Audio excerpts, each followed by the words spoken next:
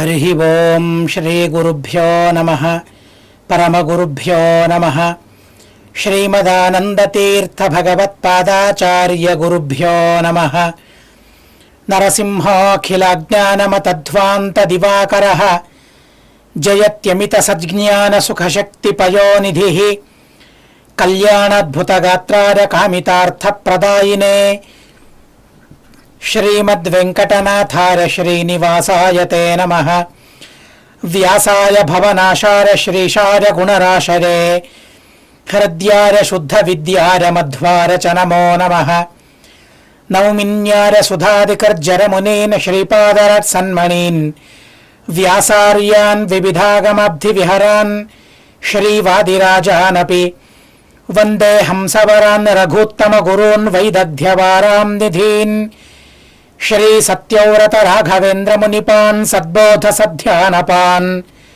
సత్యాభిజ్ఞకరాబ్జోత్థాన్ పంచాశద్వర్ష పూజకాన్ సత్య ప్రమోద తీర్థార్యాన్ నౌమిన్యార సుధారతాన్ శాస్త్రేషు పారదృశ్వానం శాస్త్రజ్ఞేషు చ వత్సలం దీనభక్తోద్ధారకరం సత్యాత్మానం గురుం భజే విద్యాపీఠ విధాతారం విద్యావారిధి చందిరం విద్యార్థివత్సలం వందే మహామహిమ సద్గురుం నారాయణాయ పరిపూర్ణ గుణర్ణవాద విశ్వోదర స్థితిలయోన్నియతిప్రదాయ జ్ఞానప్రదాయ విబుధాసుర సౌఖ్య దుఃఖ సత్కారణాయ వితతాయ నమో నమస్తే.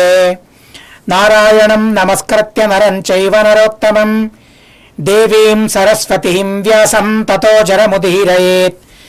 నారాయణం సురగురుం జగదేకనాథం భక్తప్రియం సకలలోక నమస్కృతం చ త్రైగుణ్యవర్జితమజం విభుమాద్యమీశం వందే భవఘ్నమమరాసుర సిద్ధవంద్యం.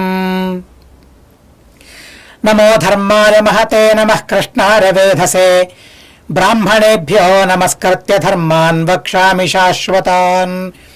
ఓం నమో భగవతే వాసుదేవాయ ఓం నమః పితామహాయ ఓం నమః ప్రజాపతిభ్యః ఓం నమః కృష్ణద్వైపాయనాయ ఓం నమః సర్వవిఘ్న వినారకేభ్యః. స్వస్త్యస్తు హరి ఓం హరి ఓం హరి ఓం.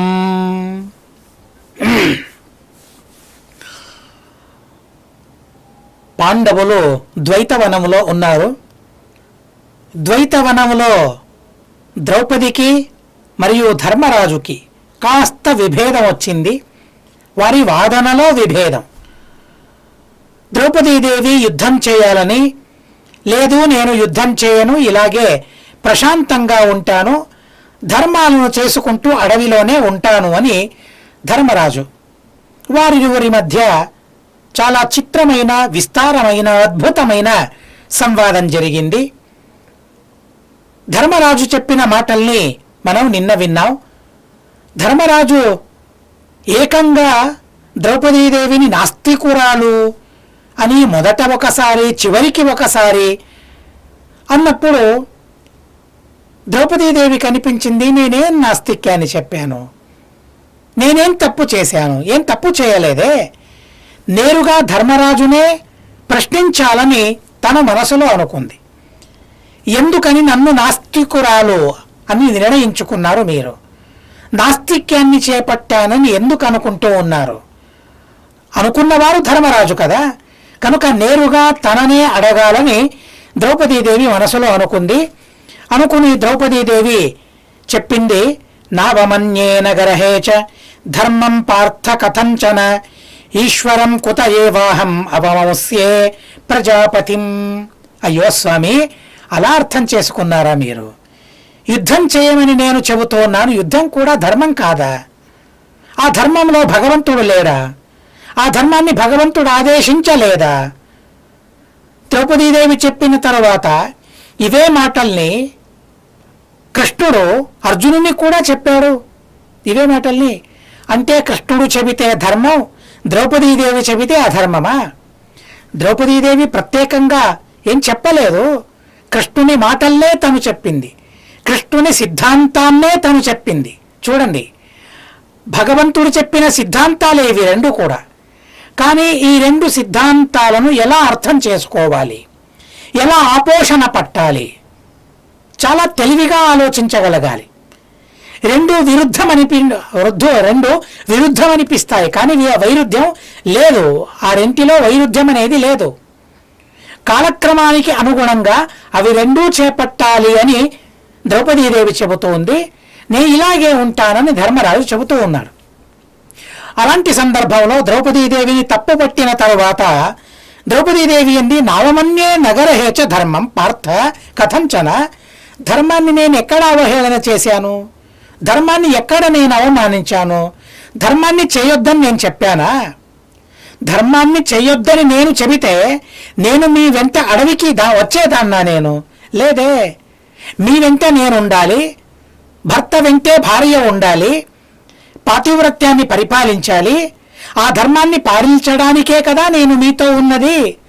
లేదంటే నేను కూడా అక్కడే ఉండేదాన్ని. లేదు, నా ధర్మాన్ని నేను పరిపాలించాలని గట్టిగా నమ్ముకున్నాను కాబట్టి నేను అడవికి వచ్చాను. అలాగే మీరు ధర్మాన్ని విడిచిపెడుతూ ఉన్నారు. మీరు విడిచిపెడుతూ ఉన్న ధర్మాన్ని మీకు చెప్పాలని నేను అనుకున్నానే తప్ప ధర్మాన్ని నేను ఎక్కడా అవహేళన చేయలేదు, హేళనకారిగా నేను మాట్లాడలేదు ఎక్కడా కూడా. ధర్మాన్నే కించపరచలేదంటే ఇక దైవాన్ని, దేవతను, భగవంతుణ్ణి, ఈశ్వరుణ్ణి కించపరచగలనా నేను? లేదే. ఎక్కడా ఈశ్వరుణ్ణి నేను కించపరచలేదు, భగవంతుణ్ణి ఎక్కడా నేను నిందించలేదు. అవమోస్యే ప్రజాపతిం, తను ప్రజాపతి, తను ప్రజలందరినీ పరిపాలించేవాడు, ప్రజలందరినీ పుట్టించినవాడు తను, ప్రజలకు ధర్మాన్ని బోధించినవాడు తను, ధర్మాన్ని ఆచరించిన వారికి ఉత్తమమైన సద్గతిని అందించేవాడు కూడా తనే. అలాంటి ప్రజాపాలకుడైన ప్రజాపతిని నేనెలా అవమానించగలను? అవమానించానని మీరెలా అనుకున్నారు? నేను దుఃఖంలో నేనున్నాను. ఆర్తాహం ప్రలపామీదం ఇతి మా విద్ధి భారత. ఏదో నేను దుఃఖంలో ఉన్నానని అలా నాదంతా ఒక ఆలాపనగా మీరు అనుకోవద్దు. ఏదో ఆలపించానని, ఆ దుఃఖంలో ఆడరాని మాటలు ఆడానని నాకు ఆ ఉద్దేశం కూడా లేదు. దుఃఖంలో ఇలాంటి మాటలు ఆడాలి కాదు, నేను దుఃఖంతో చెప్పడం లేదు. ఇవన్నీ కూడా మీ ధర్మాన్ని మీ చేత పరిపాలింపజేయాలనే ఉద్దేశంతో నేను చెబుతూ ఉన్నానే తప్ప నాకు మరే ఉంది ఇక్కడ ఏం లేదు. దుఃఖంతో, ఆర్తితో నేను ప్రలాపన చేస్తూ ఉన్నాను అని అనుకోకండి ధర్మరాజా. భూయశ్చ విలపిష్యామి సుమనాస్త్వం నిబోధమే. మళ్ళీ నేను చెబుతాను, ఆ విషయాలనే మళ్ళీ చెబుతాను కాస్త స్పష్టంగా. నా భావన ఏంటో, నా అభిప్రాయం ఏంటో, ఆ అభిప్రాయాన్ని పూసగుచ్చినట్లు మీకు చెబుతాను. కనుక ఆ మాటల్ని వినండి. ఎలా వినాలి? సుమనాస్త్వం నిబోధమే. మంచి మనసుతో విన్నట్లయితే నా మాటలేంటి అర్థమవుతాయి. ఒక విషయాన్ని ఎలా వినాలి అంటే సుమనస్కులై వినాలట, విమనస్కులై వినకూడదు. ఎక్కడో మనసును పెట్టి వింటే చెప్పే విషయం కాస్త విపరీతంగా అర్థమవుతుంది. సరిగ్గా తనేం చెబుతూ ఉన్నాడో అక్కడే ఆ విషయాన్నే మనస్సమాధానంతో సమాహితమైన మనస్సుతో వింటే మాత్రమే ఆ విషయం మనకు అర్థమవుతుంది. కనుక నా భావాన్ని, నా అభిప్రాయాన్ని, నా హార్దాన్ని, నా హృదయాన్ని, నా మనసును అర్థం చేసుకోవాలి మీరు అని ప్రార్థించింది ద్రౌపదీదేవి ధర్మరాజును. అలా ప్రార్థించి ఇక తన విషయాన్ని తను చెప్పడం ప్రారంభించింది. ఇక్కడ చూడండి, మళ్ళీ ధర్మరాజు గొప్పతనాన్ని మనం మెచ్చుకోవాలి. ద్రౌపదీదేవి మాట్లాడేంతసేపు తను అలాగే ఉన్నాడు, ఏం మాట్లాడటం లేదు. తను మాటలు అయ్యాయి అన్న తర్వాత మళ్ళీ అందిపుచ్చుకుంటాడు ధర్మరాజు, అంతే తప్ప మధ్యలో మాట్లాడకూడదు అనే విషయాన్ని వారిరువురు కూడా చాలా చక్కగా బోధిస్తూ ఉన్నారు. ఇలా తన అభిప్రాయాలను వారు చెబితే అర్థం చేసుకునే వాళ్లకు చాలా సులువుగా అర్థమవుతుంది ఆ విషయం. తన అభిప్రాయం ఏంటి, మధ్యలో మాటల మధ్యలో తన మాటల్ని పెంచితే ఎవరేం చెబుతూ ఉన్నారో అర్థం కాదు. కనుక వారి మాటలు, వారి ప్రతిపాదన ఏంటి సమగ్రంగా ప్రతిపాదన చేసిన తరువాత మరొకరు మాట్లాడాలి. మనం సభల్లో ఈ మాటల్ని వింటూ ఉంటాం. మధ్యలో మాట్లాడితే తనేం మాట్లాడతాడో, తన మాటలేంటో, తన ప్రతిపాదన ఏంటో తనను ప్రతిపాదించనిద్దాము. తన ప్రతిపాదన సమాప్తమైన తర్వాత ఇంకొకరు మాట్లాడండి అని వ్యవస్థాపకులు చెబుతూ ఉంటారు. కానీ ఇక్కడ చెప్పే అవసరం లేదు. ఎందుకంటే వారికే తెలుసు, వారి అభిప్రాయం సమాప్తమైన తరువాత, చెప్పేది అయిపోయిన తరువాత నేను మాట్లాడాలి అని వారిరువురికి తెలుసు. కాబట్టి ధర్మరాజు కూడా ఊరుకున్నాడు. భార్య చెబుతూ ఉంటే భర్త ఊరుకోవాలి. భార్య చెప్పిన దాన్ని భర్త వినాలి, మొదట చెవులతో వినాలి. ఆ తరువాత భర్త చెప్పిన విషయంలో వాస్తవికత ఎంతుంది అని ఆలోచించగలగాలి. ఆలోచించేటప్పుడు మమకారం ఉండకూడదు. నేను చెప్పిందే గొప్ప అనే భావన ఉండకూడదు. నేను చెప్పిందే గొప్ప కాదు, శాస్త్రం చెప్పింది గొప్ప. శాస్త్రానికి అనుగుణంగా ఎవరు మాట్లాడుతూ ఉన్నారు అనే విషయం పైన మాకు గమనం ఉండాలి. అంతే తప్ప నేను అనే అహంకారం, ఆ అహంకారం ఉన్నప్పుడు తత్వాన్ని సరిగ్గా నిర్ధారణ చేసుకోలేం మనం ఎవ్వరం కూడా. కనుక ధర్మరాజు ఇప్పుడు మాట్లాడడం లేదు, నేరుగా ద్రౌపదీదేవి మాట్లాడుతూ ఉంది. కర్మ ఖల్విహ కర్తవ్యం జాతేనా మిత్రకర్షణ అకర్మణో హి జీవంతి స్థావరా నేతరే జనా. ఎంతో అద్భుతమైన విషయాన్ని చెబుతూ ఉన్నారు. అసలు భగవంతుడు భగవద్గీతలో ఏ ఉపదేశం చేశాడో, ఈ ఉపదేశాన్ని శ్రీమన్ మధ్వాచార్యుల వారు అత్యద్భుతంగా అర్థం చేసుకుని ఆ అర్థాన్ని మాకు వివరించారో గీతాభాష్యంలో, ఆ గీతాభాష్యంలో ఆచార్యుల వారు చెప్పిన విషయాన్ని మరింత అద్భుతంగా టీకాకృత్పాదుల వారు ప్రమేయ దీపికలో వివరించారో, ఆ అద్భుతమైన విషయాలన్నీ కూడా మహాభారతంలో ఉన్నాయి. టీకాకృత్పాదుల వారి ఆరాధనను మనం జరుపుకున్నాం.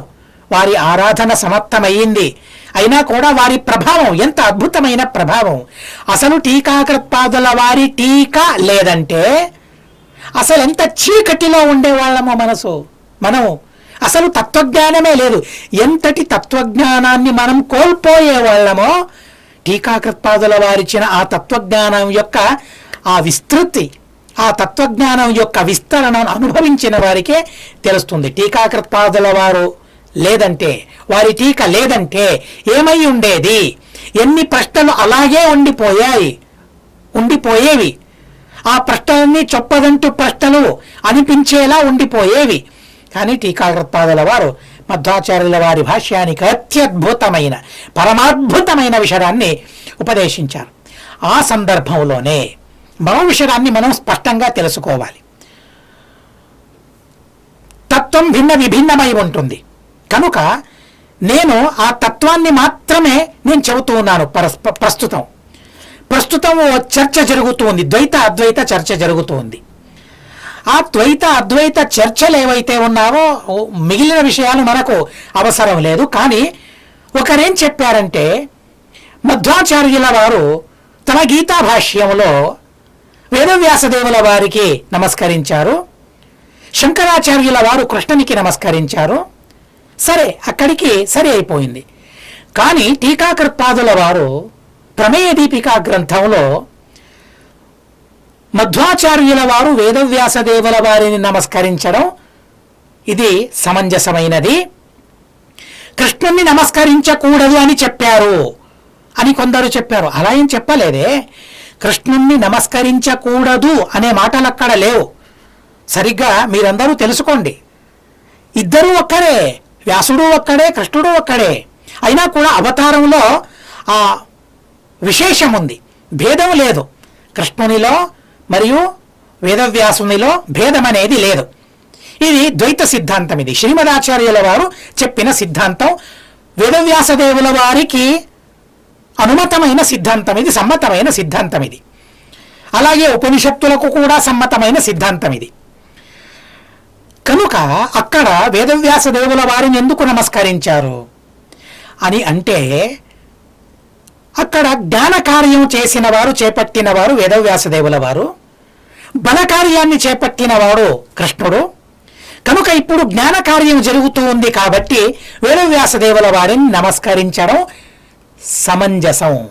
ఇప్పుడు చూడండి, ఏదో ప్రశ్నలు అడుగుతూ ఉంటారు, ఇంటర్వ్యూ చేస్తూ ఉంటారు. మీరు ఇద్దరిలో ఒకరిని ఎన్నుకోవాలంటే ఎవరిని ఎన్నుకుంటారు? ఇద్దరిలో ఎవరిని ఎన్నుకుంటారు ఒకరిని ఎన్నుకోవాలంటే? అంటే చెప్పేవాళ్ళు వివేకులైతే, వివేకం వారికి ఉంటే వారేం ఆలోచిస్తారు? ఈ ప్రసంగంలో, ఈ పరిస్థితిలో నేను ఎవరిని ఎన్నుకోవాలి? ఇద్దరూ నాకు ఒకరే, ఇద్దరూ నాకు కావాలి, కానీ ఇద్దరిని పోగొట్టుకోలేను నేను, ఇద్దరూ నాకు కావాలి.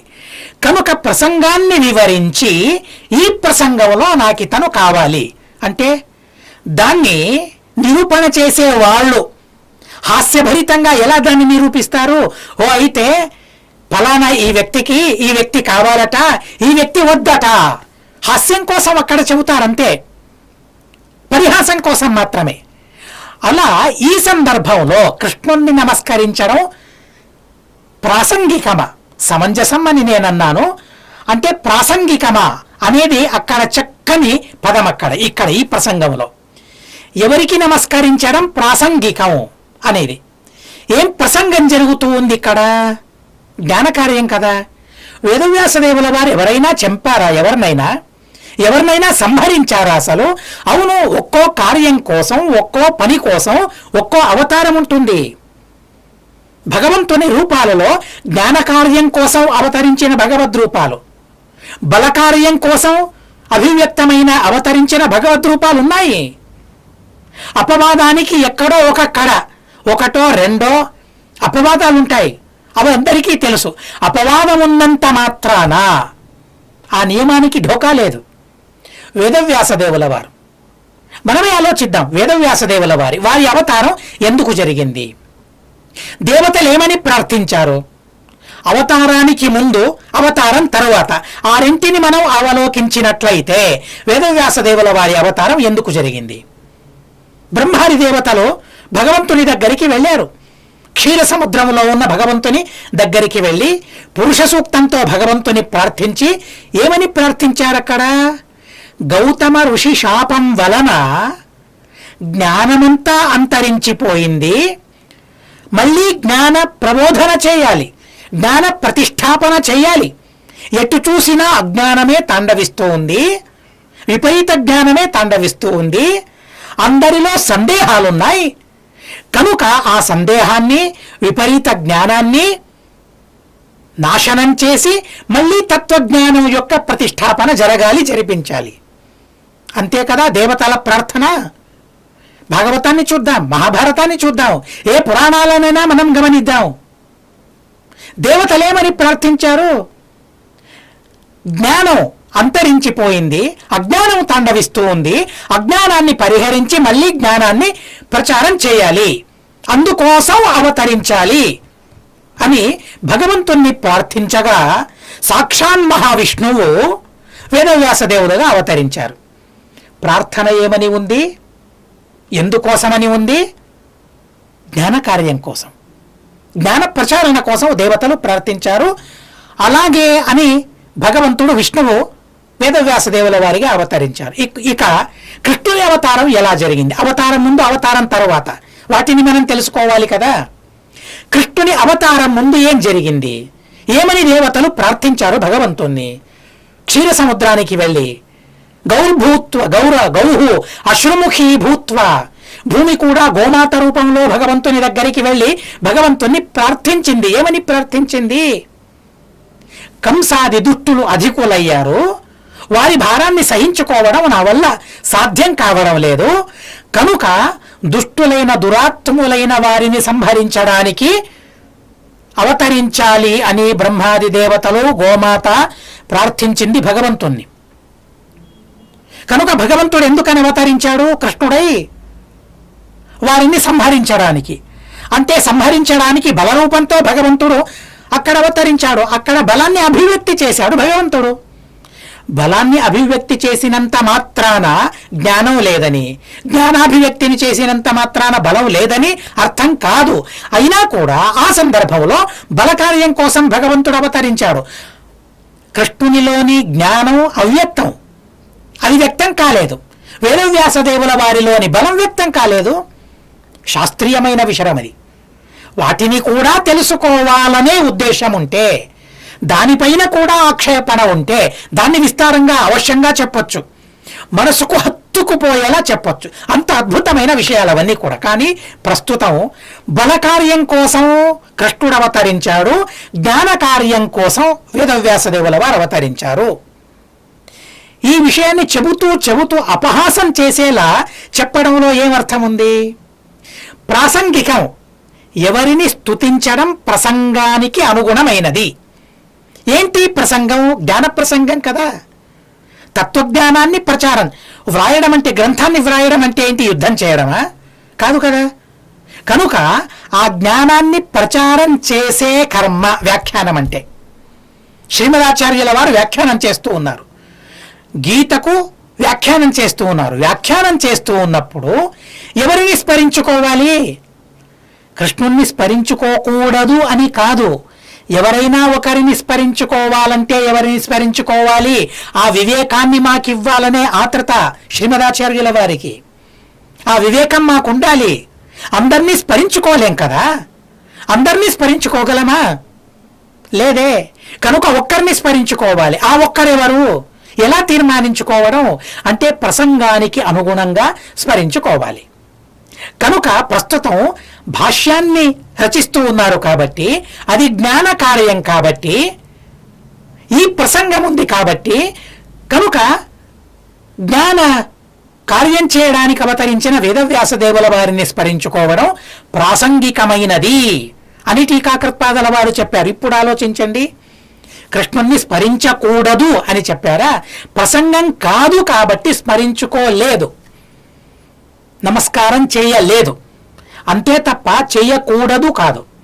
చేయలేదు అనే మాటకు అర్థం తెలుసు, చేయకూడదు అనే మాటకు అర్థం తెలుసు మీకు. చేయకూడదు అని చెప్పారా? లేదు. ఎందుకు చేయలేదు? దానికి కారణాన్ని టీకాకృత్పాదుల వారు చెప్పారు. ప్రాసంగికమైనది ఇది అనే ఉద్దేశం టీకాకృత్పాదుల వారిది. అత్యద్భుతమైన వ్యాఖ్యానం అది.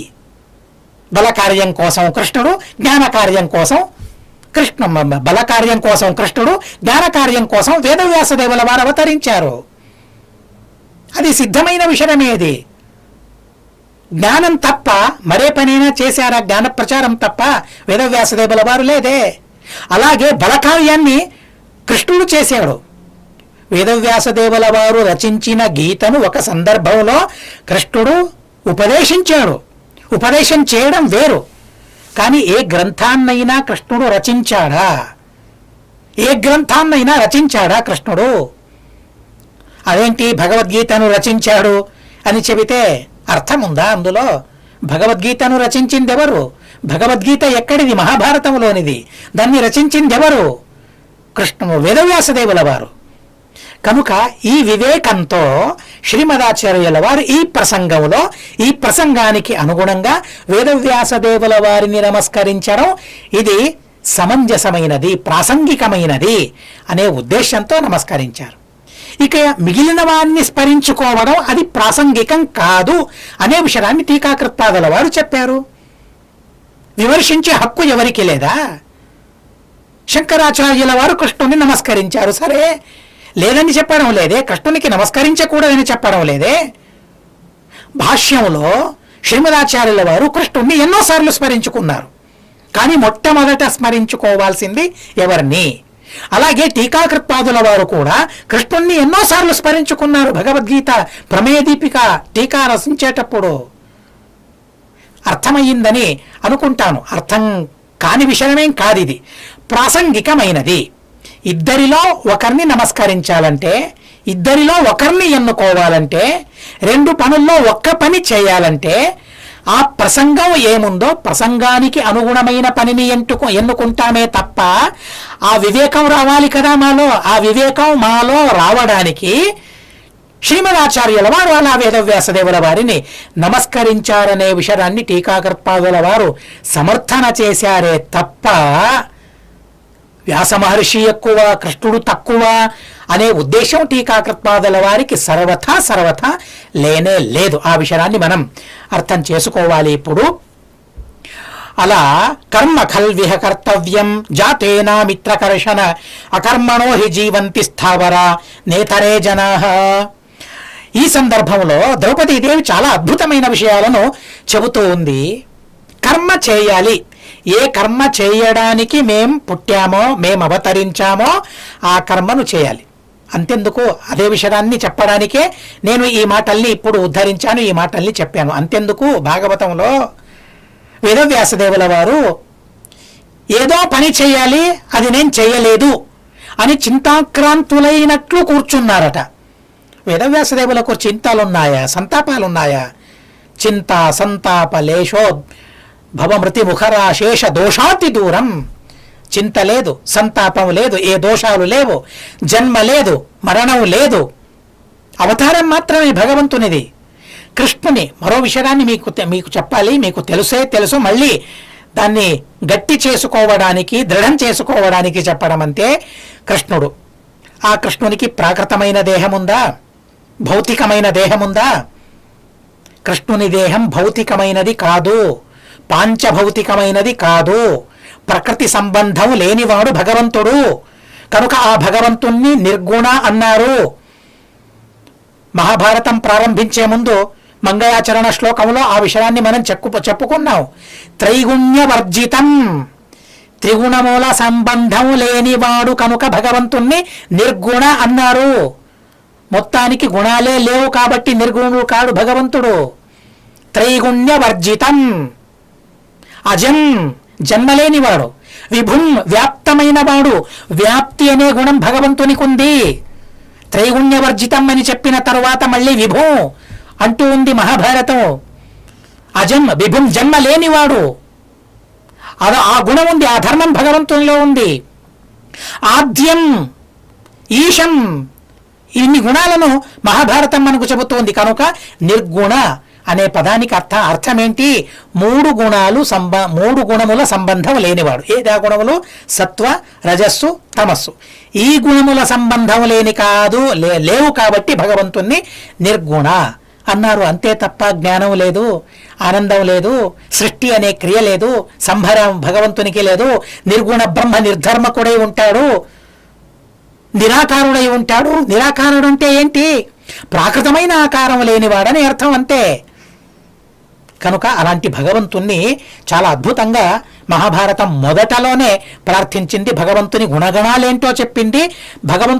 భగవంతునిలో ఏ గుణాలు లేవో అని నిక్కచ్చిగా, అతి స్పష్టంగా, నిష్కృష్టంగా, ఏ విధమైన సందేహాలు రాకుండా సందేహాలు మాకు వస్తాయి కదా, ఏ విధమైన సందేహాలు మాకు రాకూడదు అనే ఉద్దేశ్యంతో మహాభారతం చాలా చక్కగా చెప్పింది. త్రైగుణ్యవర్జితం అజం విభుం ఆద్యం ఈశం వందే భవఘనం. సంసారాన్ని పరిహరించే గుణం భగవంతునిలో ఉంది. అమరాసుర సిద్ధ వంద్యత్వం అనే గుణం భగవంతునిలో ఉంది. నమస్కారార్హత్వం, వంద్యత్వం అనే ధర్మం భగవంతునిలో ఉంది. ఇన్ని గుణాలను మహాభారతం చాలా చక్కగా మాకు బోధించింది. ఎన్నెన్ని గుణాలను బోధించిందో మనం ప్రతిరోజు వింటూనే ఉన్నాం. నారాయణం, సురగురుం, జగదేకనాథుడు, భక్త ప్రియుడు, ఈ గుణం భగవంతునిలో ఉంది. సకలలోక నమస్కృతుడు, ఇన్ని గుణాలను చెప్పింది మహాభారతం. గుణాలు లేవు అనే విషయాన్ని కూడా తనే వ్యాఖ్యానం చేసింది. త్రైగుణ్యవర్జితం, త్రిగుణముల సంబంధం లేనివాడు. ఏంటా త్రిగుణాలు? ప్రసిద్ధమైనవి సత్వరజస్తమో గుణములు లేనివాడు భగవంతుడు. అంత గొప్పగా భగవంతుని గురించి చెప్పినప్పుడు, భగవంతుని సర్వోత్తమత్వాన్ని మహాభారతము పలికినప్పుడు, దాన్నే పదంలో ప్రతిపాదించినప్పుడు, భగవంతుని సర్వోత్తమత్వాన్ని గురించి సందేహిస్తే, ధర్మరాజు చెప్పాడు కదండి, నిన్న మనం విన్నాం కదా, ధర్మాన్ని గురించి సందేహిస్తే ధర్మం కనపడదు, దేవతలు కనపడరు, కనపడనంత మాత్రాన లేరు అని చెబితే, సందేహిస్తే, విపరీత జ్ఞానం కలిగితే దానివల్ల అనర్థమే తప్ప దానివల్ల ఏ విధమైన ప్రయోజనం లేదు అని ధర్మరాజు హెచ్చరించాడు. అలాగే ఈ భగవంతుడు ఒక తత్వం, భగవంతునిలో గుణాలున్నాయి. ఆ గుణాలను నిరాకరిస్తే దానివల్ల ప్రయోజనం లేదు, లాభం లేదు. కనుక ఆ భగవంతునిలోని గుణగణాలు ఏవైతే ఉన్నాయో ఆ గుణగణాలను తెలుసుకోవాలి అనే విషయాన్ని చాలా అద్భుతంగా మహాభారతం చెప్పింది. అలాంటి భగవంతుని సామీప్యాన్ని పొందడానికి, ముక్తిని పొందడానికి మనమేం చేయాలి? కర్మను చేయాలి.